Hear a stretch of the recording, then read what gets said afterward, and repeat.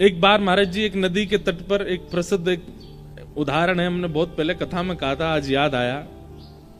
एक बार एक नदी के तट पर एक संत रहते थे, कुटिया बना के रहते थे, किसी से मिलते नहीं थे, अपनी साधना करते थे। तो एक व्यक्ति महाराज जी के पास नहीं आया था, उनकी कुटिया पे नहीं आया था, लेकिन वो अपने जीवन से इतना परेशान, थका हुआ, हारा हुआ नदी के तट पर रो रहा था। सोच रहा था प्राणों की बाजी लगा करके अपने प्राणों का त्याग कर दूं। तो उसके रुदन को जब महापुरुष ने भीतर कुटिया में सुना तो उनको लगा ये कौन रो रहा है। आते जाते नहीं थे बाहर, लेकिन एक व्यक्ति को रोता देख वो महापुरुष बाहर आ गए। बाहर आकर के उन्होंने देखा कि एक व्यक्ति रो रहा है और प्राण त्यागने की पूरी स्थिति बन चुकी है उसकी, नदी में डूब करके प्राण त्यागेगा। महाराज जी उसके पास दौड़े दौड़े गए, जाकर के बोले, हे भैया तुम रो क्यों रहे हो, क्या बात है। तो उसने बताया, बोले मेरे साथ ऐसा हो गया, मेरी पत्नी मुझे छोड़ के चली गई, मेरे बच्चों को भी अपने साथ लेके चली गई, भाइयों ने घर से निकाल दिया, मेरी कोई देखता नहीं, मेरे पे इतना कर्जा हो गया, दुकानदार सब लोग और पूरे गांव के लोग मुझे मारने को घूम रहे हैं, अब मेरे पास और कोई चारा नहीं है, मैं क्या करूं, मैं किसी और जगह जा भी तो नहीं सकता, मुझ पे इतना धन नहीं कि मैं पलायन करके किसी और गांव में चला जाऊं, अब मेरे पे एक ही तरीका है कि मैं प्राण त्याग दूं।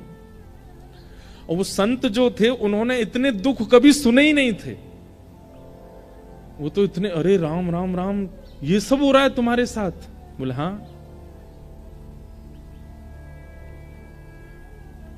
एक बात तो होती है कि जब सन्यास ग्रहण कर लेते हैं ना संत महापुरुष, उनको गृहस्थियों के दुख तो पता नहीं होते, और गृहस्थी इतने चतुर अपने दुख जा जा के बताते हैं उनको, हमारे साथ ऐसा चल रहा है, हमारे घर में ऐसा चल रहा है, हमारे जीवन में ऐसा चल रहा है। और बेचारे संत क्या करें, उन्होंने तो दुख देखा नहीं, तो वो कहते हैं सब ठीक हो जाएगा, हे ठाकुर जी इस पर कृपा करो, हे त्र्यंबकेश्वर भगवान इस पर ये लो पुष्प ले जाओ, तुम घर में ये करो। वो बेचारे कुछ ना कुछ आशीर्वाद देते हैं।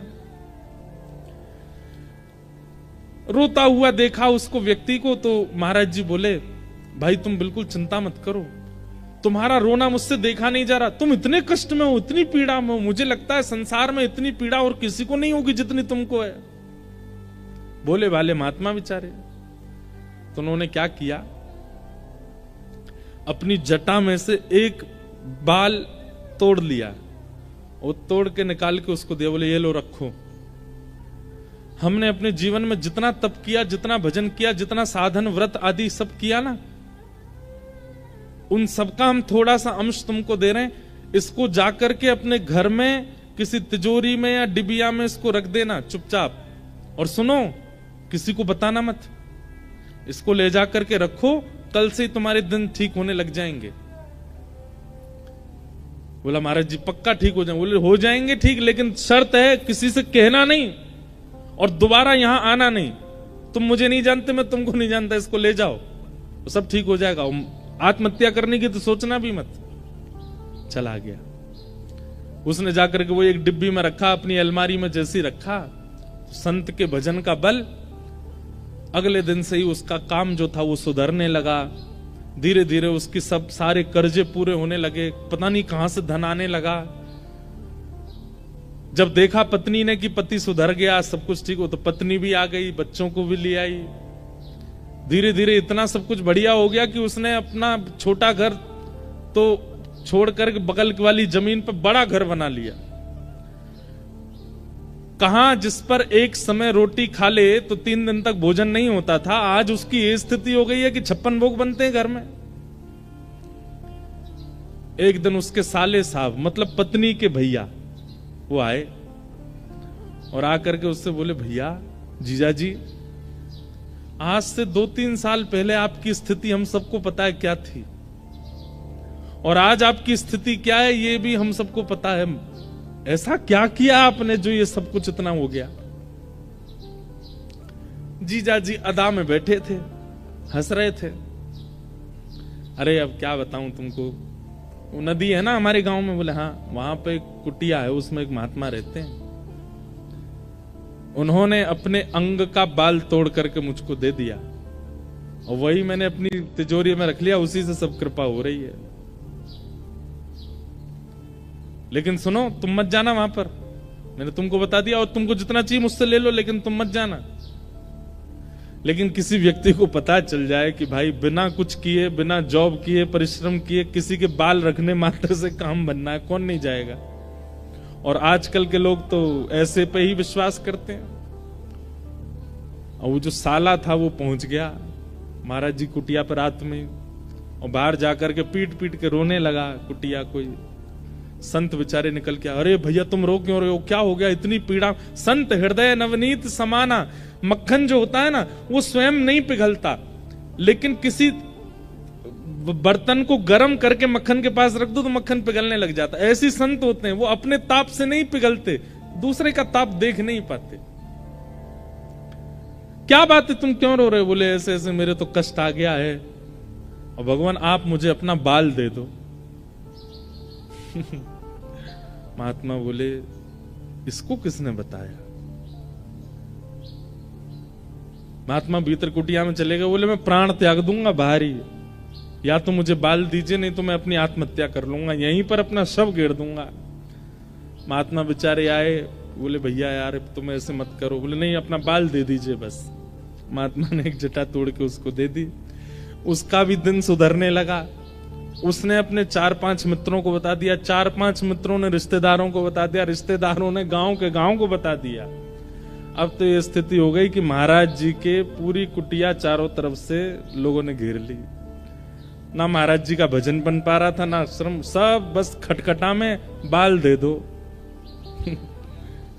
महाराज जी बोले भैया ये क्या तरीका। एक दिन महाराज जी सोचे रात हो गई है, अब मैं भाग जाता हूं।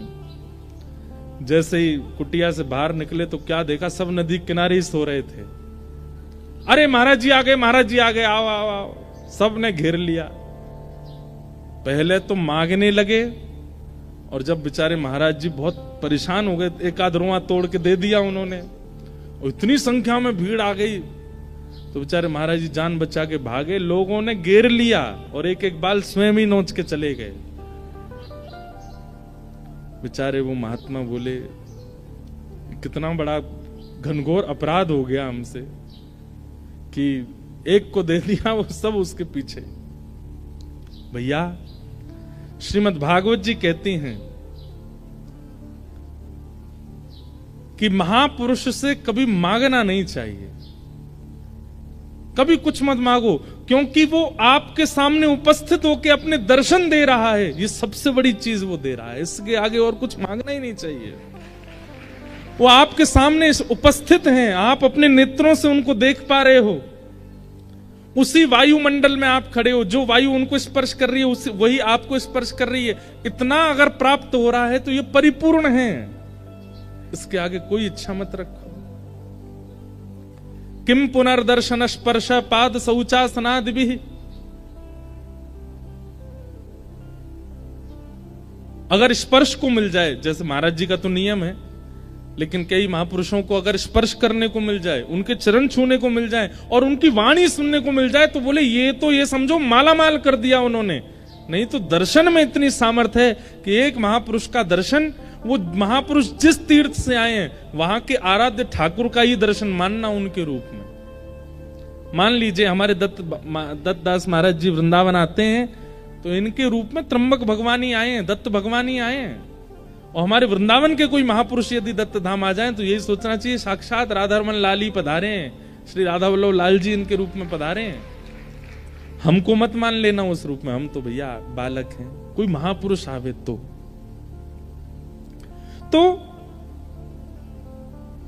जब अभावग्रस्त जीवन होता है ना, तो सबसे उम्मीद होती है कि हमें कुछ मिले। व्यास मिश्र जी ने सब कुछ देखा जीवन में, लेकिन संतान नहीं थी। तो व्यास मिश्र जी के ही बड़े भैया थे नरसिंह आश्रम जी, वे सन्यास ग्रहण कर चुके थे और सन्यास आश्रम में रहते थे। एक दिन उनका आगमन देवबन में हुआ तो व्यास मिश्र जी प्रणाम करने के लिए गए, तो अपने छोटे भाई को, पूर्व आश्रम के छोटे भाई को देख करके नरसिंह आश्रम जी बोले, कहो व्यास जी कैसे हो? ठीक है भैया, आपकी सब कृपा है। बोले तुम्हारे मुखमंडल से ऐसा लगता है कि तुम बहुत चिंता में हो, क्या बात है, बहुत पीड़ा में लग रहे हो? तो व्यास मिश्र जी बोले पीड़ा तो कुछ नहीं है, बस संतान नहीं है। तो नरसिंह आश्रम जी बोले भैया ये तो प्रारब्ध है, भाग्य में होगा तो मिलेगा, तुम्हारे भाग्य में नहीं होगा तो फिर तुम दोनों पति पत्नी मिलके भजन करो ठाकुर जी का। भाग्य पर विश्वास रखो, होगा तो मिलेगा, नहीं तो कोई बात नहीं। तो ये बात सुनकर के व्यास मिश्र जी के बगल में बैठी हुई उनकी पत्नी तारा जी, मतलब हरिवंश महाप्रभु की माता जी, वो बोल पड़ी। वो क्या बोली? वैसे तो संकोच करती थी, ये हमारे जेठ जी हैं, भले ही सन्यास में हैं लेकिन हैं तो बड़े भैया हमारे पति के, संकोच करती थी, लेकिन आज बोल पड़ी कि अगर भाग्य पर ही निर्भर रहना है तो आप जैसे महापुरुषों के दर्शन का लाभ क्या होगा? यदि जीवन में भाग्य ही सर्वोपरि होता है, भाग्य ही सर्वाधान होता है, तो आप जैसे महापुरुषों के दर्शन, प्रवचन और स्पर्श से हम लोगों को प्राप्त क्या होता है? यदि भाग्य पर ही निर्भर रहना है तो सत्संग करना छोड़ देते हैं, महापुरुषों का दर्शन छोड़ देते हैं, कथा वार्ताएं सुनना छोड़ देते हैं, भाग्य में जो है वो मिलेगा। ये बात नरसिंह आश्रम जी के हृदय को स्पर्श कर गई कि बात तो सही है कि अगर भाग्य से ही सब मिलना होगा तो संत दर्शन का प्रभाव क्या है, संत दर्शन का लाभ क्या है? नरसिंह आश्रम जी बोले तुम चिंता मत करो, मैं कुछ प्रार्थना करता हूं ठाकुर जी से। और आप इतने दिव्य थे कि एकांत में वन में जाकर के आपने ठाकुर जी से प्रार्थना की, और जैसे ही नेत्र बंद करके ठाकुर जी से आराधन करने लगे तो और दिन तो ठाकुर जी का श्री विग्रह दिखाई देता था, और दिन तो ठाकुर जी के वैकुंठनाथ पति के दर्शन होते थे, पर आज ठाकुर जी की वंशी दिखने लगी।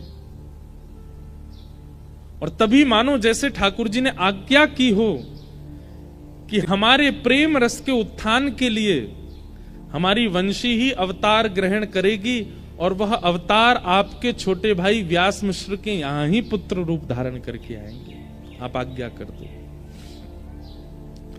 नरसिंह आश्रम जी लौट करके आए और आकर के व्यास मिश्र जी से कहा आप चिंता मत करो, ठाकुर जी ने मुझे आश्वासन किया है कि आपके घर भगवत भक्ति का प्रचार करने वाले एक बालक का जन्म होगा।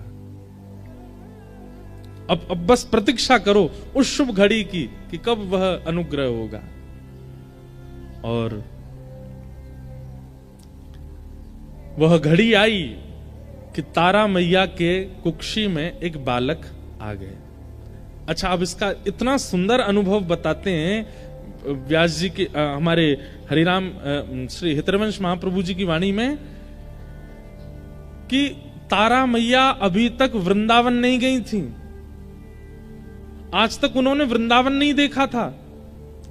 लेकिन हरिवंश महाप्रभु जैसे ही गर्भ में आए तो रात्रि को मैया जैसे सोती हैं तो जैसे स्वप्न आते हैं ना लोगों को, उनको स्वप्न में यमुना जी का दर्शन होता था, स्वप्न में गिरिराज जी का दर्शन होता था, स्वप्न में लता गुल्म पत्रों का दर्शन होता था, स्वप्न में सघन कुंजों का दर्शन होता था, स्वप्न में कभी वीणा सुनाई देती थी, कभी मुरली सुनाई देती थी, कभी कभी मानो जैसे असंख्य गोपियां नृत्य कर रही हैं, गोपियों का मुख नहीं दिख रहा है, गोपियों के वस्त्र नहीं दिख रहे हैं, पर उनके नूपुरों की आवाज आती थी।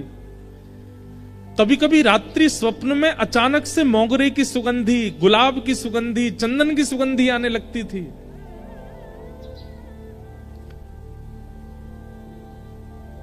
और इन सब स्वप्नों को देख करके वे जैसे ही उठ के बैठती थी तो उनके मुख से पहला शब्द निकलता था, श्री वृंदावन। व्यास मिश्र जी उठ के बैठ जाते, क्या हुआ देवी? बोले पता नहीं, सघन वन दिखाई देता है, कलकल करती नदी दिखाई देती है, वेणु की ध्वनि सुनाई देती है, चंदन की सुगंधी आती है, नूपुरों की ध्वनि सुनाई देती है। मतलब वृंदावन का जितना रूप है बिना वृंदावन गए उनको अनुभव होने लग जाता था। महाराज जी, वृंदावन अचल नहीं है, सचल है। अगर कृपा हुई ना तो इन 7 दिनों में यहां श्रवण करने वाले श्रोताओं को भी दत्त धाम में वृंदावन का अनुभव होने लग जाएगा। श्री गोदावरी जी में यमुना जी दिखने लग जाएंगी। यहां के आसपास के वन्य क्षेत्र में गिरिराज जी का दर्शन हो जाएगा, और ज्यादा नहीं कहूं तो श्री दत्त भगवान में हमारे बिहारी जी दिखने लग जाएंगे। अगर वृंदावन पूर्ण रूपेण आपके चित्त में वायु से, प्रकाश से, वाणी से प्रविष्ट हो गया, तो आप जहां बैठे हो वहीं वृंदावन प्रकट होने लग जाएगा। वृंदावन अचल कोई स्थान नहीं है, सचल है वृंदावन। और इस बात का प्रमाण व्यास मिश्र जी की पत्नी तारा मैया, श्री हितरवंश महाप्रभु की माता जी, उनको वृंदावन का अनुभव होने लगा। और इसका प्रमाण आप कहेंगे कि इतनी प्राचीन कथा सुना रहे हो महाराज जी, अब किसी को नहीं हुआ होगा। अरे अभी कुछ वर्षों पूर्व इस भारत भूमि को सौभाग्य प्राप्त हुआ राधा बाबा महाराज, जो कि गोरखपुर में विराजते थे। गीता प्रेस की स्थापना करने वाले पूज्य श्री भाई जी और श्री राधा बाबा महाराज दोनों एक दूसरे के संग विराजते थे गोरखपुर में। तो जिन श्री राधा बाबा महाराज की हम चर्चा कर रहे हैं, वे कभी वृंदावन आए ही नहीं महाराज जी, कभी वृंदावन नहीं गए। लेकिन वृंदावन की एक एक वस्तु का वर्णन उन्होंने अपनी ग्रंथों में किया। वृंदावन की रज की महिमा, वृंदावन की यमुना जी की महिमा, ब्रजवासियों की महिमा, वृंदावन के दर्शन की महिमा, वृंदावन के मौसम की महिमा, गिरिराज जी की महिमा, परिक्रमा की महिमा, वृक्षों की महिमा, कुंज निकुंजों की महिमा। अरे कहां तक कहें, वे गोरखपुर में बैठे बैठे पूरे वृंदावन का नक्शा बना देते थे और कहते थे यहां पे ये मंदिर है, यहां पे ऐसा है, यहां पे ऐसा। कभी वृंदावन नहीं आए। किसी ने उनसे कहा बाबा आप वृंदावन क्यों नहीं जाते? बोले मैं अगर वृंदावन गए तो वापस नहीं आ पाऊंगा, इसलिए वृंदावन गए ही नहीं। वृंदावन सचल है, अचल नहीं है। और वृंदावन कोई स्थान नहीं है, वृंदावन कोई गांव नहीं है, वृंदावन कोई भूमि नहीं है। श्री राधा कृष्ण दोनों का प्रेम हृदय ही श्री वृंदावन है, वो विचरण करता रहता है। अनेक कथाओं का, अनेक अनुष्ठानों का अनेक फल होता है। आप गायत्री अनुष्ठान करेंगे उसका फल अलग है, भागवत कथा सुनेंगे उसका फल अलग है, यहां रह करके आप पुरुषण करेंगे उसका फल अलग है। लेकिन 7 दिन तक वृंदावन रस चर्चा का केवल एक ही फल है, चित्त में प्रेम का उद्दीपन होना, प्रेम प्रकट होना, क्योंकि वृंदावन केवल प्रेम देता है और कुछ नहीं। तारा मैया को उस प्रेम का अनुभव हो रहा था, मानो जैसे रोम रोम कहता हो चलो वृंदावन, चलो वृंदावन, चलो वृंदावन। और कुछ महीने हुए थे गर्भ में बालक को कि तारा मैया अब व्यास मिश्र जी से कहती हैं कि मुझे वृंदावन ले चलो, मुझे वृंदावन ले चलो। उस काल में इतनी व्यवस्थाएं तो थी नहीं।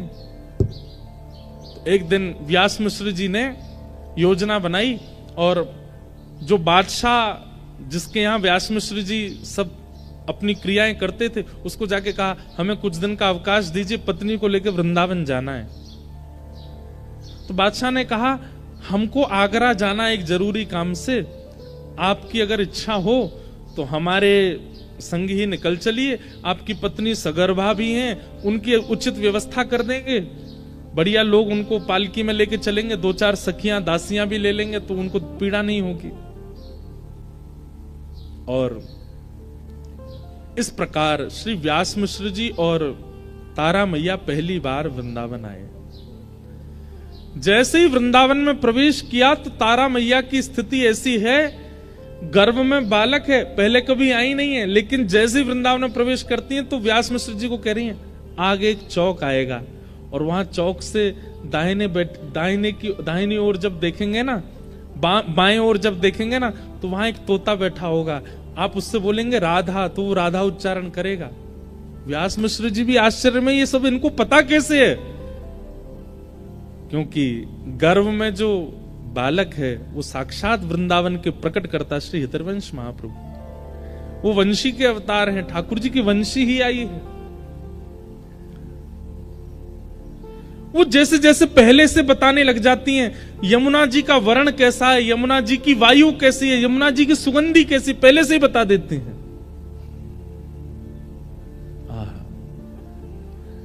वृंदावन में निवास किया, वृंदावन में, तब वृंदावन में मंदिर नहीं थे, तब वृंदावन में ज्यादा स्थान नहीं थे भ्रमण के, वृंदावन सघन वन हुआ करता था। और उस सघन वन में बड़े बड़े संत महापुरुष ऋषिजन जाकर के केवल भजन करते थे, कुटिया बना करके, और उनकी भजन स्थली पर ही ठाकुर जी का कुछ ना कुछ अनुभव हो जाता था।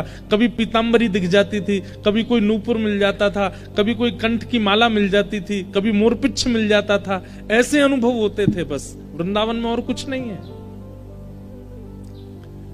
यमुना जी में स्नान करके शाम का समय हुआ तो व्यास मिश्र जी बोले, तारा अब रात्रि का समय है, एकांत सघन वन है, यहां से हमें चलना चाहिए। तो वृंदावन से चलने की बात सुनते ही रोने लग गए कि मैं इसको छोड़ के कैसे जाऊं, यहां तो मेरे प्राण बसते हैं। मानो तारा मैया के मुख से मां नहीं बोलती हैं, उनके गर्भ में बैठे हुए हरिवंश बोलते हैं। लेकिन व्यवस्थाएं वहां थी नहीं कुछ भी रात में रुकने की, तो निकलना पड़ा। मानो ठाकुर जी ने विचार किया कि अगर ये आगरा पहुंच गए, वैसे तो आगरा तक ब्रज की सीमा मानी जाती है, लेकिन फिर भी विचार किया कि ये ब्रज से बाहर ना जाएं, अब ब्रज आए हैं तो ब्रज में ही इस बालक का जन्म हो।